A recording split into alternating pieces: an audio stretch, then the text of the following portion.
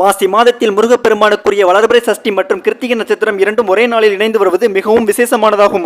March 4ஆம் தேதி இரவு 8:15 மணிக்கு துவங்கி மார்ச் 5ஆம் தேதி மாலை 5:47 வரை சஷ்டி திதி உள்ளது. அதேபோல் மார்ச் 5ஆம் தேதி காலை 7:20 மணிக்கு துவங்கி மார்ச் 6ஆம் தேதி காலை 4:54 வரை கிருத்திகை நட்சத்திரம் உள்ளது. இந்த வழிபாட்டினை செய்ய முடியாதவர்கள் மாலை 6 மணிக்கு பிறகு கூட செய்யலாம். அந்த நேரத்தில் சஷ்டி திதி இல்லையே என நினைக்க வேண்டாம். கிருத்திகை நட்சத்திரம் இருப்பதால் அந்த நேரத்தில் தாராளமாக செய்யலாம்.